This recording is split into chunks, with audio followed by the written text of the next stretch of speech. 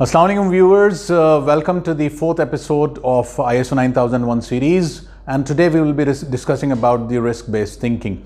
Risk-based thinking in a manner is a new subject in ISO 9001 because this particular term was not used before ISO 9001 standard. But if you look into the previous standards of ISO, there was a requirement of preventive action. So preventive action basically takes you towards the risk-based thinking because you identify the potential non-conformities and you take actions to rectify the non-conformities and eliminate the root cause of those non-conformities. So as far as I'm concerned, I feel that the risk-based thinking was there in the previous standards of ISO 9001 in form of preventive action clause. But now, more specifically, standard is talking about the risk in ISO 9001 and the requirement of preventive action which was there, that is being eliminated from the 2015 version. So if you look into 2008 version of ISO 9001, it was having two separate clauses. One was related to corrective action, the other one is related to preventive action. But the new standard ISO 9001-2015, they are only talking about the corrective action, and the preventive action clause is completely eliminated, and as a replacement now the risk-based thinking is introduced in ISO 9001. Now first of all, what is risk-based thinking? Think about it. As human, we have this built-in capability of thinking about the risk. Whatever activities we perform in our daily life, we always think about the risk. So if we are thinking about risk, definitely we will be trying to address those risks. We will try to eliminate those risks. We will try to reduce the impact of those risks. And if we do not think about risk, if we don't have that sort of thinking that before planning or before performing any activities, we are not thinking about the risk, then definitely we will be facing consequences which we face regularly in our life. For example, if you are traveling from one place to the other place and you have to take an aircraft to go to the other place, if you are thinking about the risks, the possible risks, what are those possible risks? You might miss the flight, you might not be having the passport with you, you might not be having visa with you, you might not be having money in your wallet, you might not be having an active credit card, you might not be having a SIM which will work in the other country. So these are some of the unexpected things which might happen to you, right? These are some of the risks which might happen to you. So if you identify them, if you have a habit of identifying them, if you have a habit of thinking about those risks in advance, then you will be in a better position to address those risks and you will be in a better position to avoid those risks when you travel. Now, when we compare ISO 9000 with other management system standards like Environmental Management System 14001 or Occupational Health and Safety Management System ISO 45001 or Business Continuity Management System ISO 22301, there is a slight difference between these standards as far as the risk-based thinking is concerned. In those standards which are purely based upon risk-based thinking, a standard is talking about the risk management and a formal mechanism of risk identification, establishment of controls and establishment of monitoring and measurement mechanisms is basically required in those standards. But in ISO 9001, the canvas is very broad. A standard is not specifically talking about a formal risk management system. A standard is not specifically talking about a formal mandatory procedure for risk management. A standard is not asking you to develop a register for risks. So those type of formalities are not identified in ISO 9001. So you can say that in ISO 9001, the concept of risk-based thinking is very, very flexible. It does not talk about a formal mechanism of risk management. But what exactly it means? Does it mean that ISO 9000 doesn't want you to identify the risk? Now, many of the people are confused between these two concepts. One is formal risk management. The other one is only risk-based thinking. What is the basic difference? Now, those are standards which wants you to effectively implement risk-based thinking without any doubts. they are giving you specific requirements related to risk management. They are asking you to establish procedures, processes related to identification of risk. They are identifying what areas to address in the risk-based management system. They are asking you to record the risk. They are asking you to develop effective controls. They are asking you to develop monitoring and measurement mechanisms. But those requirements are explicitly defined in those standards. But as far as ISO 9000 is concerned, as I told you earlier, it's completely flexible. It talks about the risk-based thinking. It says that you have to consider the context of your organization. It says that you have to consider the risk associated with your activities. And the most interesting part is, in ISO 9000, risk is not only something which is negative. Even the positive things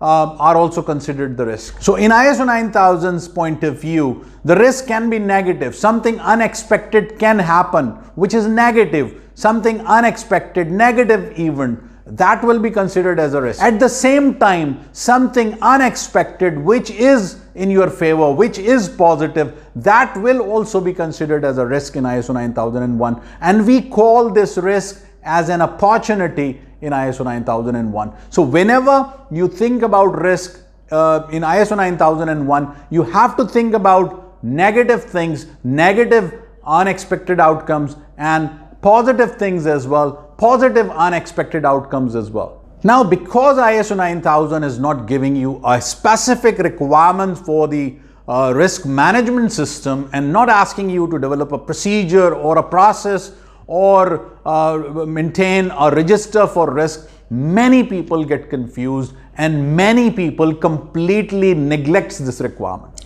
Neglecting this requirement is not a solution. If a standard is not giving a mandatory requirement for a procedure, it doesn't really require means that you should not have a procedure. If a standard is not specifically talking about the process, it doesn't really mean that you should not have that process. If a standard is not specifically talking about the record, it does not really mean that you should not have those records. A standard is leaving this up to you. You are the best person because you work in this organization. You are the best person. You need to decide if you want to incorporate risk-based thinking into your organization, how you are going to do it. Whether you want to write a procedure for it, whether you want to define it somewhere else, whether you want to buy a software for it, whether you want to do it in a different way, whether you want to have a matrix of risk or you don't want to have a matrix of risk, whether you want to have a register of risk or you don't want to maintain a register of risk. It is totally up to you. You decide what mechanism you require to implement risk-based thinking. But risk-based thinking is promoted. Risk-based thinking is required. There is a specific clause which promotes this particular concept. So now there are two possibilities. One organization says that we will go for a formal mechanism of risk identification like we do in environment, health and safety, information security and business continuity management systems. We will follow the same mechanism. Wonderful. You are going one step ahead. A standard was not talking about a formal mechanism, but you are establishing a formal mechanism. You are developing a procedure. You are having a process. You are identifying the risk. You are identifying the opportunities. You are recording them. You are establishing controls and you are having monitoring and measurement. That would be wonderful. But that's not something which is mandatory. Maybe you choose another way of doing it. You say that we will not be having a procedure for risk management. We will not be having a matrix of risk. We will not be developing a risk register, but we will take care of the concept of risk-based thinking in a different way. Maybe you introduce a concept in your document development system that before the development of document, the team will sit together and think about the context of that particular procedure, context of the organization, needs and expectations of interested parties, and identify the risks and avoid those risks in writing this procedure. So maybe those risks are not separately documented but considered at the right time.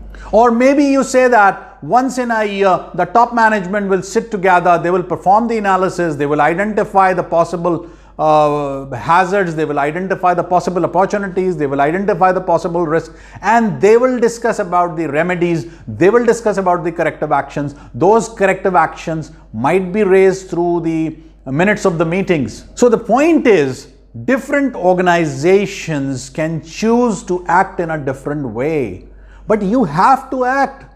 There is a requirement related to the risk. There is a requirement related to risk-based thinking. You have to act on this requirement and you have to come up with the right solution.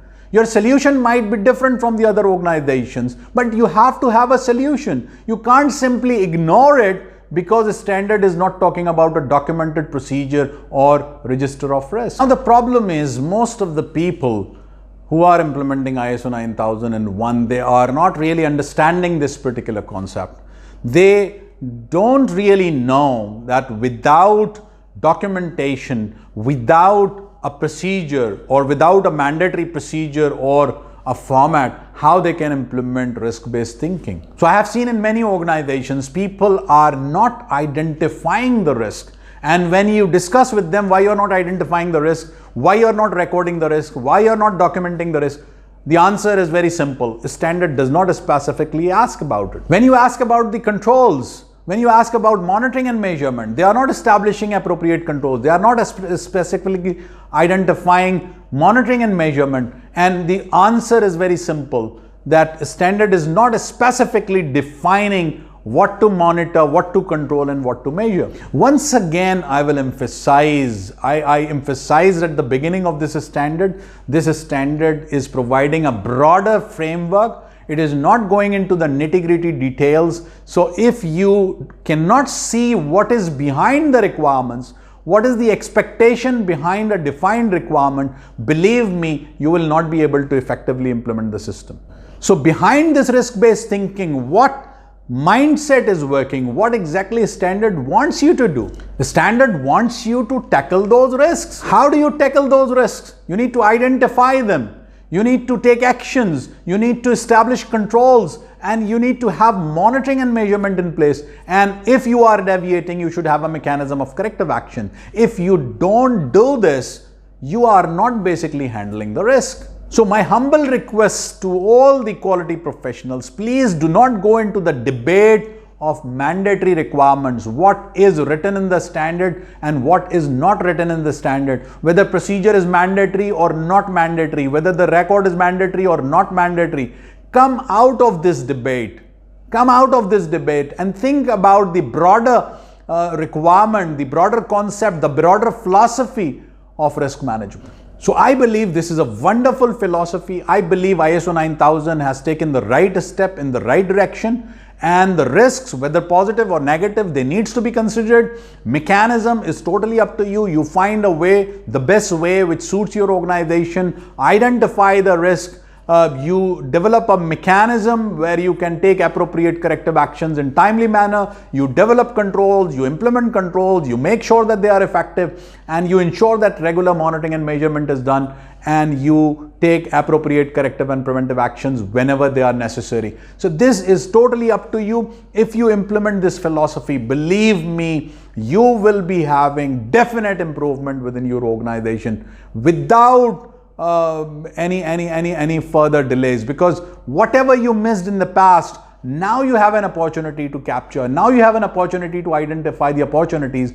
In the previous standards, this part was missing. Now you have an opportunity to identify the risk. So preventive action was very limited. Risk-based thinking is very broad. You can have real improvement within your organization through the risk-based thinking. So we will keep our discussion until here, and we will be discussing the ISO 9000 requirements in our next episode. Thank you very much for watching. Once again, I would like to mention that my audience is not everyone. I don't want everyone to know about ISO 9001. This particular series is specifically for those people who already knows ISO 9001, who are already implementing ISO 9001, and who are already auditing ISO 9001. So I want them to have discussion, want them to participate and clarify their doubts related to ISO 9000, because a lot of interpretation is required in this particular standard. So please invite other people also who are relevant to this subject. At the end of this series of ISO 9001, we will be having a live Q&A session, and where you can ask any questions and I will be able to respond to you. Plus, in addition to that, if you want to ask any question, you can write the question in the comments below, and I will try my level best to respond to all those questions. Thank you very much, and see you in the next episode.